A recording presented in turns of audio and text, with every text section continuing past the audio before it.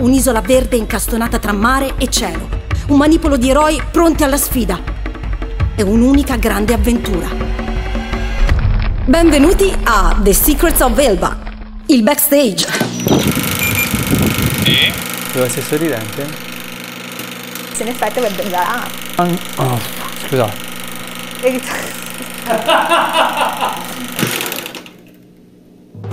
Elba è stato girato in 9 giorni, interamente sull'isola, una lunga trasferta per tutta la troupe, tipo una gita di classe. Abbiamo invaso il residence dove eravamo alloggiati, a 2 passi dalla spiaggia.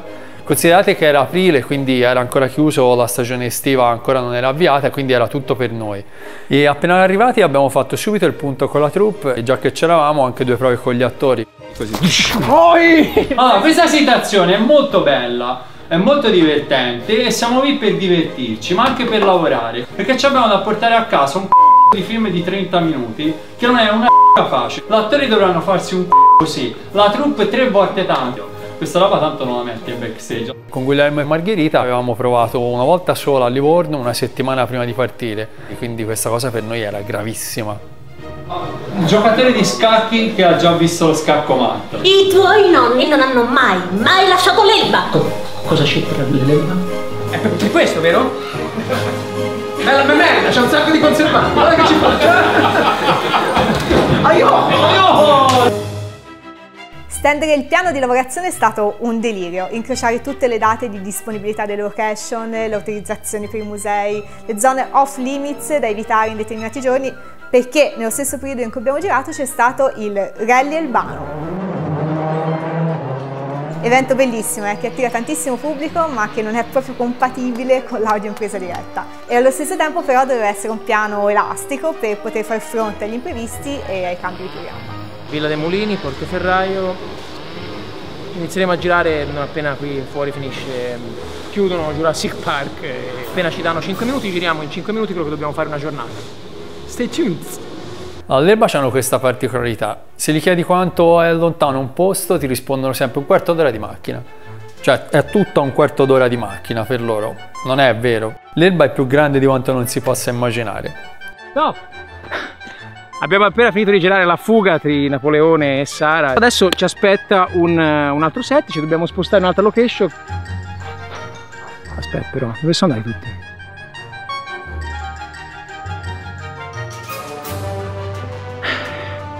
Venite con me.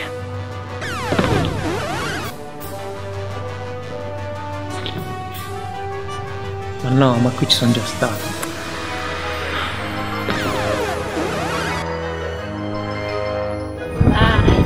Finalmente ho raggiunto gli altri. Qui, alla torre di San Martino. Ehi! Ma ti eri perso anche tu! Non è vero, non era la torre di San Martino, ma la torre di San Giovanni, che un tempo era chiamata Torre della Regina. It's bigger on the inside, come il TARDIS. E in effetti un TARDIS per gli spostamenti avrebbe fatto parecchio comodo. Siamo stati sui monti, Marciana, Poggio, fin sotto il Capanne, Portoferraio, le ville napoleoniche, il Volterraio e poi giù fino alle spiagge, Sansone e Capobianco. Poi tutta la zona di Capoliveri, i percorsi del biking, le miniere che davvero sono uno spettacolo. Insomma l'abbiamo davvero girata tutta e con la possibilità anche di avere accesso a luoghi parecchio interessanti. Tipo Villa dei Mulini e Villa San Martino, che sono le residenze napoleoniche, a girare i vestiti da Napoleone nelle stesse stanze dove ha vissuto l'imperatore. Salve, questa è una bellissima location. Si tratta di Villa San Martino, una delle abitazioni di Napoleone durante la sua residenza nel 1814 all'isola d'Elba. E oggi ci sono i licaoni, i giardinieri. E però all'epoca di Napoleone i giardinieri non avevano le motoseghe. Già, i giardinieri. No, stanno potando questo bellissimo giardino proprio in concomitanza delle riprese che dovremmo effettuare. Quindi oggi non giriamo, andiamo al mare. Venite all'Elba, è bellissimo. A parte quando potano l'alberi. Io sono dell'idea che l'audio faccia l'80% di un film. E quindi una buona presa diretta è la base fondamentale di tutto. Qui in questo caso è stata curata da Abi Battocchi. È importantissimo poter girare una situazione di audio pulito, senza motoseghe, betoniere, auto, cani, scimmie urlatrici. No, digli di far silenzio. Ma cos'è sto casino? Thank you very much. Just be absolutely quiet. Ora entra in fuggine. Scusate, sono io, ho salutato.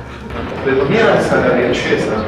È proprio inevitabile che adesso va ammazzato. A quel punto diventano vitali gli avvuoto di Abi, che ha fatto per ogni scena, senza battute, che ha tutto materiale per ricostruire l'ambiente, i movimenti in post-produzione in caso di necessità, o ottimo per il backstage.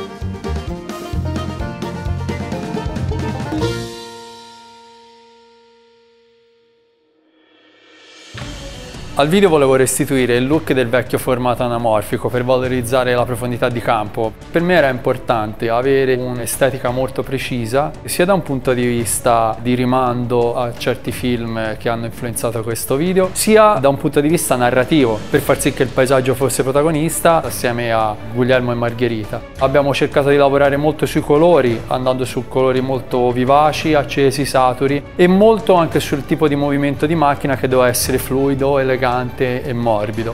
Dov'è il backstage? Questo momento è. Ora io casco di sotto, lo sai. Questo anche per andare un po' in controtendenza a tutti quei vezzi che caratterizzano ora certe produzioni audiovisive anche per il web, e che, per quanto belle, non sono quelle che volevo per questo video. Proprio partendo da tutte queste necessità, con Marzio Mirabella, direttore della fotografia, ci siamo subito intesi e abbiamo deciso fin da principio che avremmo girato tutto con una Canon C100 e con set di ottiche Zeiss. Aspetta. Il messaggio è là. Ok, mi hai convinto. Grande Marzio, vedi un'idea più parole, sa che cazzo ha capito.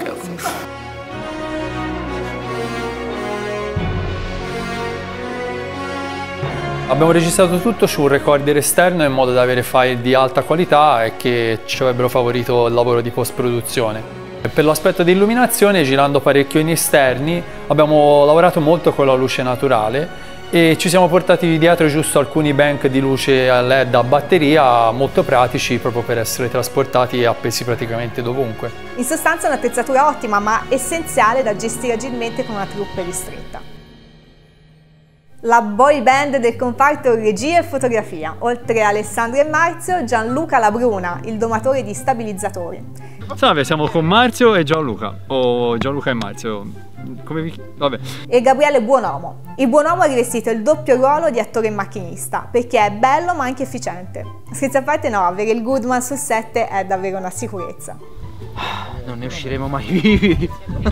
1-0 per lui. Oppure Cecilia Casini, attrice bravissima di Livorno, la più giovane del gruppo, che oltre a fare la sua parte è stata veramente impiegata come jolly tuttofare.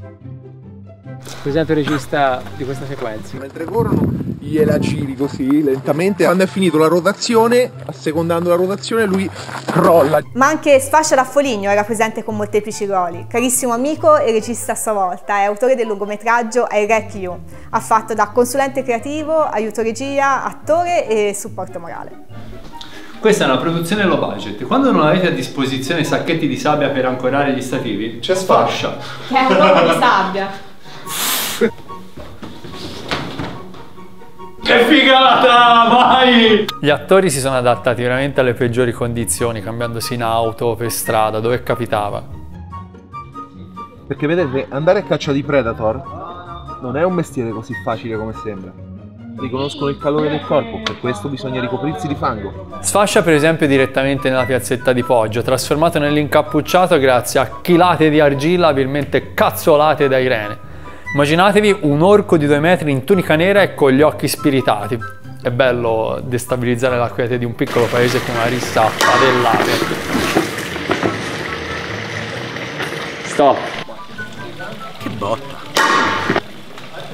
E la sera rientra a casa, cena da Michele, il nostro amico oste, e ritorno al residence per lavorare ancora. Copiare, salvare il girato, iniziare a visionarlo, montare qualcosa, rifare il punto per il giorno seguente e ovviamente guardare il cielo, perché la maggior parte delle scene sono state in esterni e il meteo era il nostro primo pensiero appena alzati e l'ultimo prima di andare a dormire. E questo è stato solo uno dei problemi. From tomorrow to yesterday.